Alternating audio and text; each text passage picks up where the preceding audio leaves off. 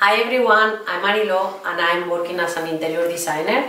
I found out about 3ds Max through a friend of mine, and after doing some research, attending a couple of their free webinars and talking with the guys at the academy, I decided to go for it and do the course. Before I started, I didn't know absolutely anything about 3ds Max. I didn't even know if my English is gonna be enough for it and if I would ever finish it. But today I can say I'm finally capable of doing hyper-realistic visualizations thanks to the academy. I'm not gonna lie, 3ds Max is a really complicated software. If you want to learn it, you will have to spend probably most of your time with it.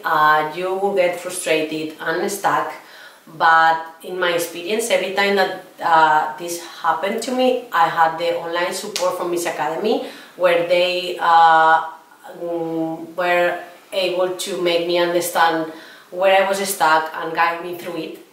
And the thing is that these guys, they really know what they're doing. So if you're watching this video, it's because you probably have the same questions as I had before I started. And the thing is, go for it. With VizAcademy, everything will be alright. I hope this video inspired you and I wish you good luck.